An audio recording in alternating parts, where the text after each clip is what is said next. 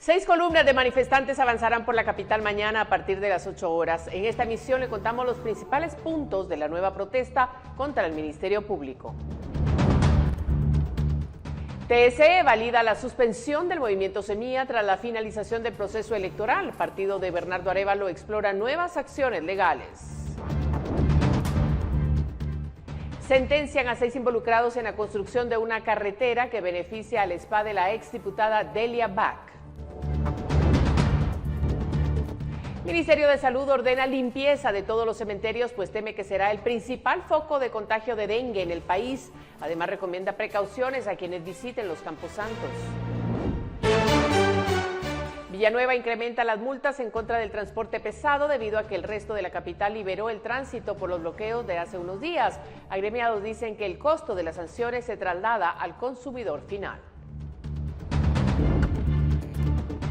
Y autoridades de Huehuetenango alertan de la desaparición de un idioma maya de la localidad y piden acciones para mantenerlo vivo.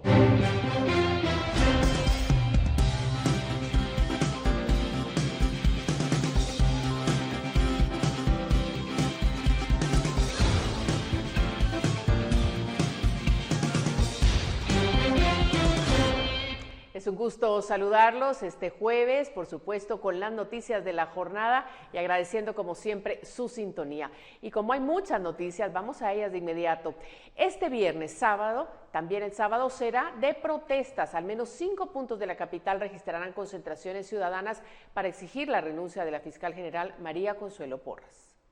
El próximo 3 y 4 de noviembre habrá jornadas de manifestación frente a la Corte de Constitucionalidad, Corte Suprema de Justicia, Plaza Central y Ministerio Público. Las concentraciones se ubicarán en varios puntos de la capital y marcharán hacia las entidades estatales. Para este viernes, la primera concentración será en el paso a desnivel de la calzada Roosevelt.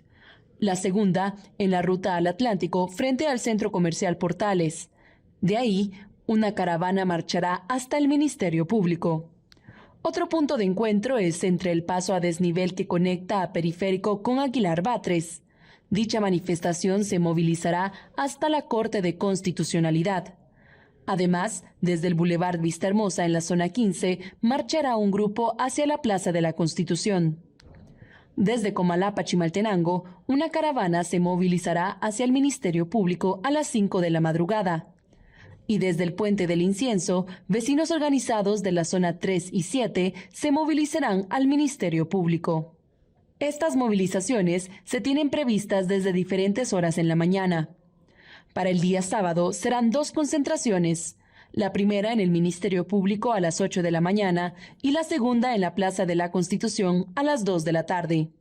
Las protestas forman parte de las estrategias que los líderes indígenas implementarán para continuar con la exigencia de la renuncia de la fiscal general María Consuelo Porras, el jefe de la FESI Rafael Curruchiche, la fiscal Cintia Monterroso y el juez Freddy Orellana. Y no se descarta que otras entidades se sumen a las movilizaciones. Para Noticiero Guatevisión, reportó Leslie Sánchez. Y desde este jueves, la personalidad jurídica del partido Movimiento Semilla quedó suspendida temporalmente. Las acciones contra la agrupación se derivan de una investigación del Ministerio Público. El portavoz del Tribunal Supremo Electoral, Luis Gerardo Ramírez, confirmó que a partir de hoy, 2 de noviembre, la personalidad jurídica del partido Movimiento Semilla está suspendida temporalmente. La resolución se había notificado a la agrupación desde el pasado 28 de agosto, pero estaba en pausa bajo el argumento de que el proceso electoral no había finalizado. Sin embargo, tras haber concluido el mismo el pasado 31 de octubre, la suspensión siguió su curso. La acción del registro de ciudadanos limita al partido a no poder realizar ninguna gestión administrativa en el TSE y se deriva de una investigación del Ministerio Público en la que se acusa al Movimiento Semilla de haber integrado firmas de personas fallecidas entre los afiliados. Por ese caso, el ente investigador pidió la suspensión del partido el pasado 12 de julio, días después de la primera vuelta de elecciones. Y fue el juez penal Freddy Orellana quien ordenó al TSE la inhabilitación de la agrupación. En este caso la CC en su momento amparó al juez y pues en este caso manifestó que sí tenía competencia el juez en este caso para solicitar que se cancelaran, pero en este caso se suspendiera la personería jurídica de Movimiento Semilla. Lo único que ha hecho el Registro de Ciudadanos en este caso es dar cumplimiento en este caso a la orden, toda vez que el proceso electoral ya ha finalizado. Ramírez también indicó que el Ministerio Público ha solicitado información al tribunal sobre ese partido. Por otro lado, en el Congreso habrá repercusiones para los diputados de la actual legislatura, pues la Junta Directiva los declaró independientes y no podrán presidir ninguna comisión de trabajo, participar en la discusión de agenda sobre las iniciativas de ley que se leen en el Pleno, formar parte de la directiva, entre otras consecuencias. Hasta ahora, la agrupación no ha sido notificada ni ha realizado ningún pronunciamiento, aunque en su momento el presidente electo Bernardo Arévalo informó que plantearán una defensa. Con imágenes de Byron Baiza para Noticiero Guatevisión, reportó Leslie Sánchez. Mire, el organismo judicial emitió un comunicado este jueves en el que señala que rechaza tajantemente los señalamientos formulados por el señor Bernardo Arévalo respecto a acciones judiciales emitidas relacionadas con el proceso electoral. Según el OJ, Arévalo pidió que cesen las acciones tendientes a burlar la voz del pueblo libremente expresada en las urnas, a lo que la institución resalta que, de conformidad con el artículo 203 de la Constitución Política de la República, los jueces y magistrados que integran las diferentes salas y juzgados son independientes en el ejercicio de sus funciones. Asegura también que los jueces y magistrados únicamente están sujetos a la Constitución Política de la República y a las leyes.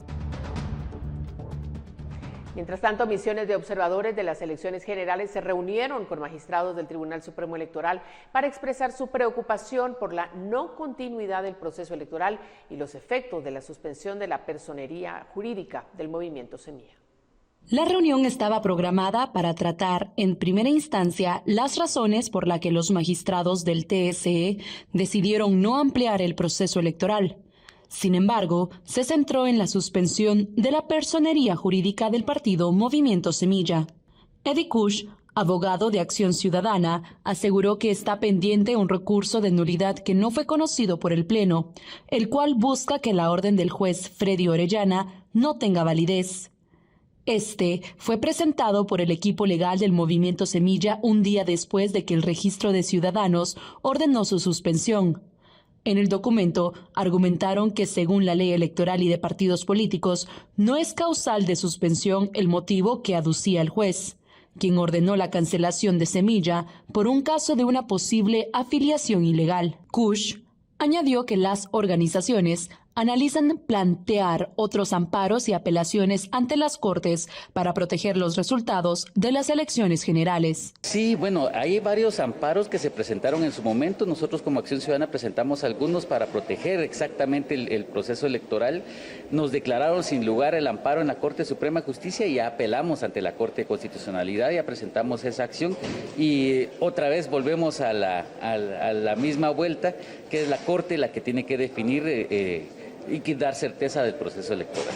Según Kush, los magistrados no emitieron ninguna postura respecto a la suspensión del partido, por lo que habrá que esperar que el Pleno conozca los recursos pendientes. Con imágenes de Byron Baiza para Noticiero Guatevisión, reportó Leslie Sánchez. Y el proceso de transición de mando entre el gobierno de Alejandro Yamatei y el gobierno de Bernardo Arévalo continúa esta semana con reuniones sectoriales de las secretarías de la presidencia y algunas instituciones descentralizadas. Sin embargo, quedan pendientes algunos ministerios. Esta semana avanzaron las reuniones de transición entre las secretarías de la presidencia. Sin embargo, aún siguen pendientes las discusiones en los ministerios de Defensa y Gobernación. En tales carteras, los diálogos habían sido suspendidos debido a la coyuntura del país, en la que varias carreteras fueron bloqueadas por manifestaciones que exigían la renuncia de funcionarios del Ministerio Público. No obstante, se espera que la próxima semana ocurran las reuniones. De parte nuestra, lo que sucede a veces es que se deja toda una mañana, toda una tarde para poder atender estas reuniones, porque como les hemos dicho, tenemos hora de inicio, pero no tenemos hora de finalización. Y en algunos casos ha tardado hasta 6 horas. Entonces, por eso es que a veces nos toma un poco encontrar esos espacios. Y no solo es el ministro quien está, sino está el ministro y viceministros, porque esa es la instrucción que dio el presidente. En consecuencia, hay que lograr casar eso. Y además, también esperar que en el gobierno entrante quienes están designados para esos equipos pues puedan también tener espacio en sus agendas. Según Keila Gramajo, de la Secretaría General de Planificación de la Presidencia, de las 3 etapas del proceso de transición de mando, actualmente ambos gobiernos se encuentran en la segunda. La primera consistía en recolectar la información de las 153 instituciones que conforman el sector público. La siguiente son las reuniones sectoriales entre cada entidad.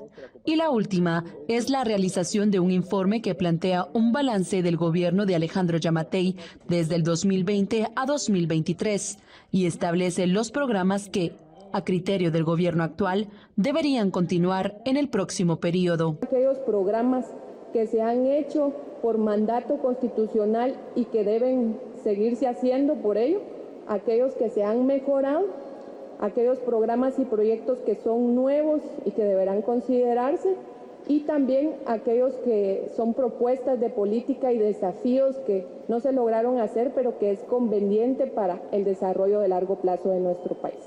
Al finalizar los diálogos sectoriales y de intercambio de información, se espera que exista un informe respecto a los hallazgos de cada dependencia.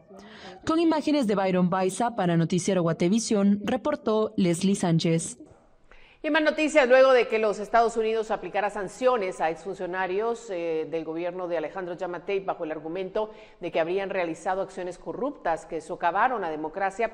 El secretario de Comunicación Social de la Presidencia rechazó los señalamientos y argumentó que las denuncias deben realizarse a través de las instancias correspondientes. Nosotros rechazamos rotundamente cualquier medida injerencista del extranjero en asuntos internos del país. Asimismo, reiteramos pues que estas personas hoy por hoy no tienen ningún proceso. El respeto al Estado de Derecho guatemalteco debe de preponderarse y sobre todo el respeto a los derechos fundamentales de la persona, principalmente el principio de inocencia. El dengue y otras enfermedades de transmisión por mosquitos podrían seguir aumentando en el país. Al regresar le contamos de las acciones principales que ha tomado el Ministerio de Salud. Mire, la lluvia en Guatemala continuará de forma intermitente, esto por un frente frío que estará afectando principalmente el norte del país. La temporada de lluvia ha afectado a más de 3 millones de personas. La tormenta tropical Pilar se aleja del territorio guatemalteco, sin embargo los nublados y lluvia en gran parte del territorio guatemalteco irán disminuyendo paulatinamente. En las últimas 24 horas, según la Conred, se han reportado 3 incidentes, pero en lo que va de la temporada de lluvia ya se reportan más de 3 millones de personas afectadas y 58 muertos. En total de la temporada se han registrado 1.184 incidentes, más de 3.955.000 personas han resultado afectadas, 8.882 damnificadas, 14.775 en riesgo. Sin embargo, el desplazamiento del segundo frente frío al norte del país y un sistema de alta presión que se desplaza se irá generando nublados y lluvia en el norte y Caribe del país, con altas probabilidades de inundaciones y crecidas de ríos. En cuanto a las condiciones en el altiplano central y occidente del país, el INSIBUME ha señalado que se continuará con una sensación térmica fría durante el día y las temperaturas podrían disminuir durante la madrugada. Debido a la influencia del frente frío, persistirán los nublados con lluvias o lloviznas intermitentes desde el norte al centro del país. Los mayores acumulados de lluvia se prevén para las regiones norte, franja transversal del norte y Caribe, hasta llegar al fin de semana, en los cuales también se presentarán bajas temperaturas. Asimismo, el sistema de alta presión continuará promoviendo vientos nortes acelerados, especialmente en altiplano central, Valle de Oriente, así como bajas temperaturas en los lugares más altos del país. Con imágenes de Elmer Vargas, reportó Andrea Domínguez. Y el Ministerio de Salud está en alerta ante los casos de dengue que siguen en incremento y donde ahora lo que más preocupa es la utilización de agua en los cementerios, ya que con ello los criaderos podrían incrementarse.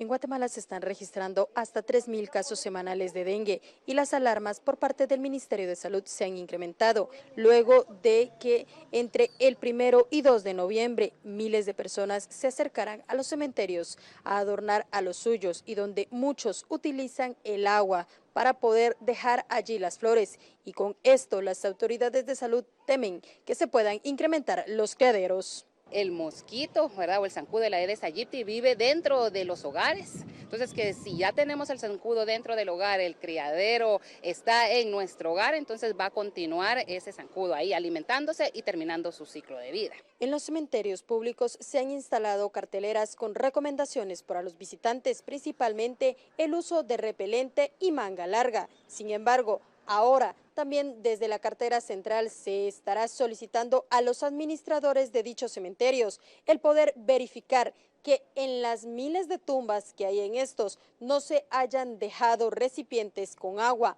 ante el temor que los casos de dengue puedan incrementarse, considerando que en este momento ya la cifra podría haber superado los 50.000 contagios y ya van 54 muertes. Primeramente, la eliminación de todas aquellas flores que ya solo están acumulando agua y son receptores de criaderos.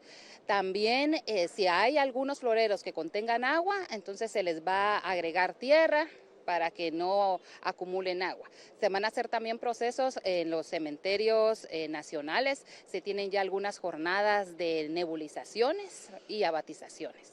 Hasta el 21 de octubre también se registraron 30 casos de chikungunya y 23 de Zika. Por ello, se sigue pidiendo estar en alerta ante las sospechas de síntomas de dengue como fiebre, dolor de cabeza, dolor articular y dolor detrás de los ojos, entre otros. Es importante acudir a un servicio de salud y no automedicarse, siendo la atención temprana y oportuna vital para prevenir un caso de gravedad. Con imágenes de Elmer Vargas, reportó Andrea Domínguez.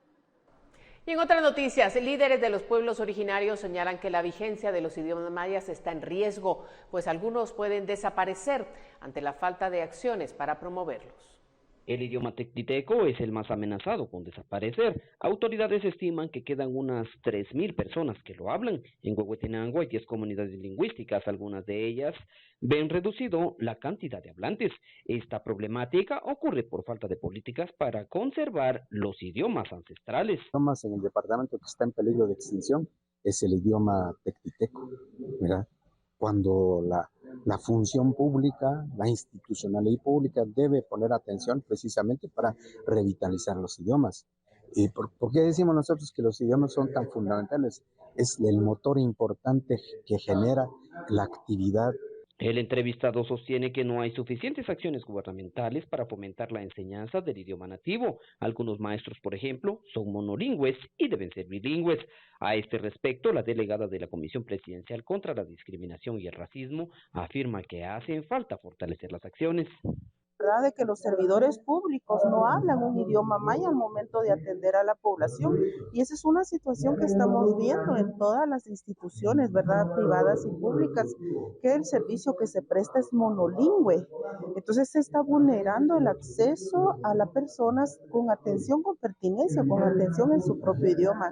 En este departamento habitan las comunidades lingüísticas Canjobal, Mam, Jacalteco, Chuj, Popti, Aguacateco, Chalchiteco, Quiché, Tectiteco y Español. Desde Huehuetenango reporta Mike Castillo, Noticiero Guatevisión. Por falsificar la existencia de una aldea e intentar quedar bien con una diputada, 6 personas fueron condenadas. Al regresar le contamos más detalles.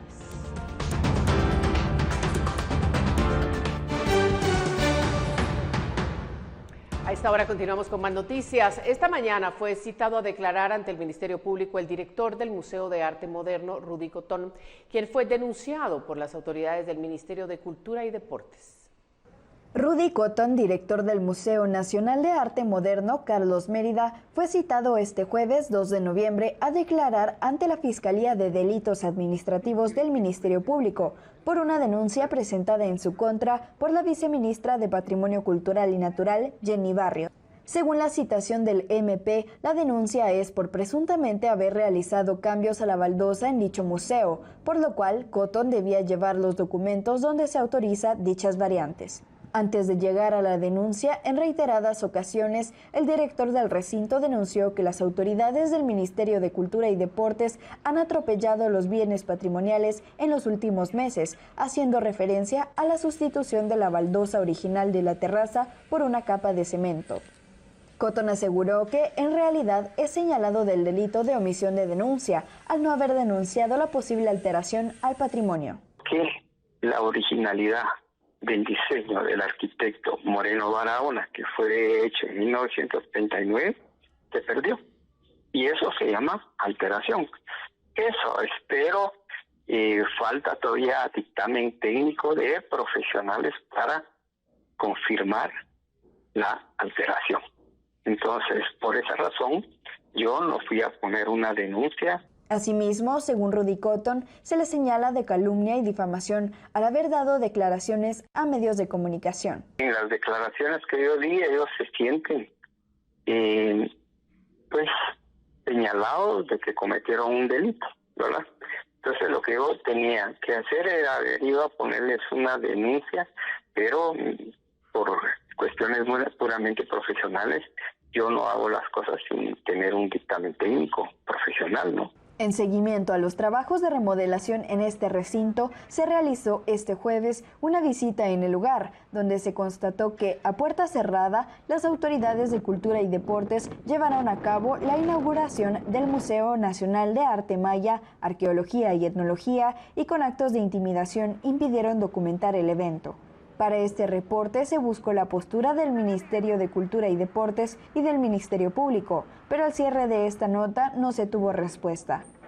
Con imágenes de Eric Ávila para Noticiero Guatevisión, Fátima Herrera. En otras noticias, 6 exintegrantes de la comuna de Zumpango fueron condenados por favorecer la construcción de una carretera que conectó a un spa de la exdiputada Delia Vaca. A 2 años de prisión fueron sentenciadas 6 personas señaladas de incurrir en el delito de falsedad ideológica por un caso vinculado a la exdiputada Delia Vaca. Se trata de Santos Cubur Escobar, Felino Tejachún Alquijay, Aníbal Ernesto Sosa Oseida, Augusto Rucal Yol, Gilberto Cajbón Gallina y Rómulo Rucal Cubur, todos integrantes del Consejo Municipal de Zumpango, Zacatepeques, en el periodo de 2008 a 2012.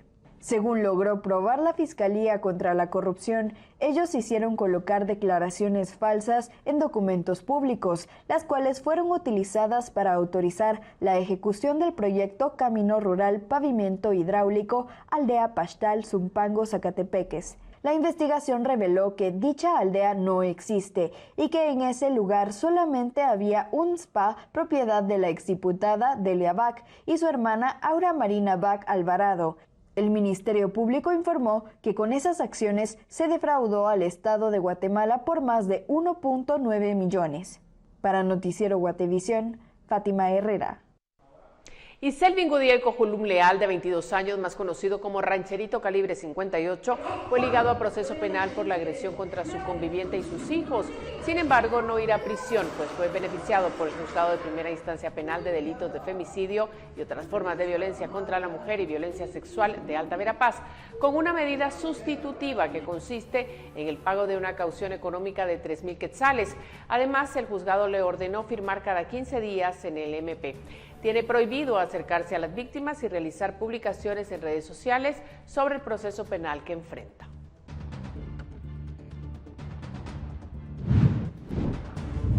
Médicos y personal y enfermeras del Hospital General San Juan de Dios dicen que están siendo víctimas de asaltos. Ante ellos se encuentran pidiendo apoyo de la Policía Nacional Civil, ya que indican que pese a que hay presencia del ejército, los robos siguen siendo constantes en los alrededores del nosocomio, ubicado en la zona 1 de la capital. Muestra de ello es un robo que ocurrió en la primera avenida, 10ª calle, frente al Banco de Sangre. Allí se observa en un video como un médico fue seguido por los asaltantes. Las cámaras de video captan la forma en la que lo siguen hasta una tienda, evidencia que llevan objetos de valor y sale de la tienda para avisar a su cómplice que lo espera en una moto. El asaltante vuelve a entrar con la capucha del suéter azul que lleva y con el arma desenfundada. Allí le pide los objetos ante la mirada de otras personas. Luego se sube a la moto y huyen del lugar.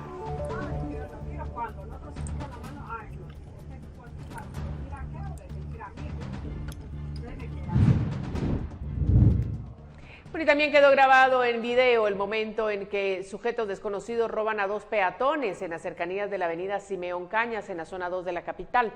En las imágenes que se viralizaron este jueves, se ve como 3 perpetradores dan alcance a pie a 2 peatones y los atacan por la espalda para llevar a uno de ellos al suelo y patearlo. Es en ese momento que despojan de sus pertenencias a las víctimas buscando objetos de valor en sus bolsillos. Incluso se ve a un motorista pasar al lado mientras observa el hecho y uno de los asaltantes le grita de forma desafiante para que siga su camino. Las imágenes muestran que en pocos segundos cometen el crimen para luego retirarse del lugar caminando con tranquilidad.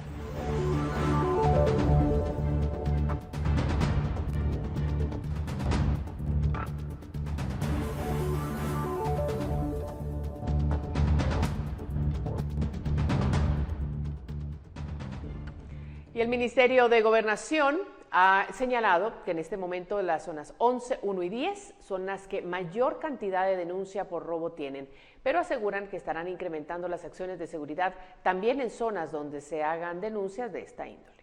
El plan de seguridad incluye un refuerzo de presencia de PNC, de agentes de la policía, una estrecha comunicación con los vecinos del lugar. En muchos de los casos se han creado grupos de WhatsApp y a través de los mismos se denuncia sobre alguna persona sospechosa, pero en este grupo de WhatsApp que están los vecinos es donde también hay un agente de PNC o un elemento policial que ha sido designado para poder verificar la denuncia que ha estado circulando a través de los mismos grupos de WhatsApp. Esto ha fortalecido, pero el plan directamente va encaminado a la prevención del delito. Tomamos en cuenta que muchas veces el delincuente juega al gato y al ratón. Al notar la presencia de la policía, ya no se vuelven a acercar y se van hacia otro sector.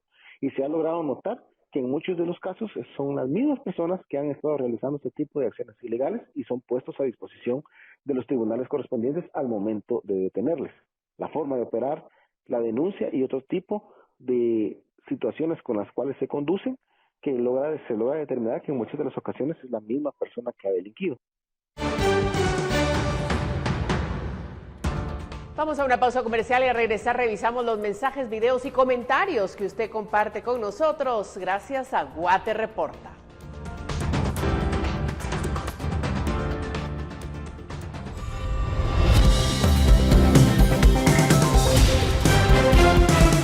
Vamos a nuestro segmento de Guate Reporta, agradeciendo siempre los mensajes que nos envía al 4003-3859.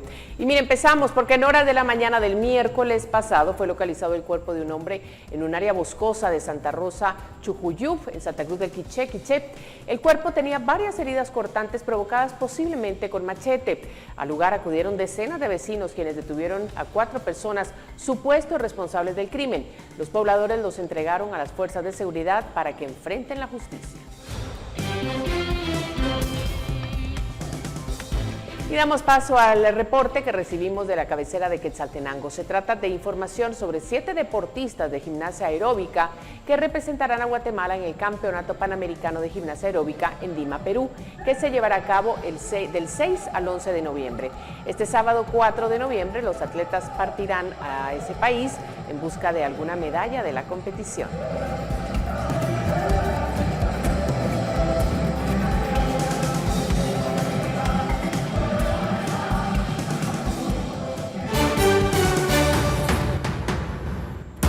La Asociación de Exportadores presenta su selección de aspirantes a su principal premio del año. Cuando regresemos le contamos quiénes buscan este premio.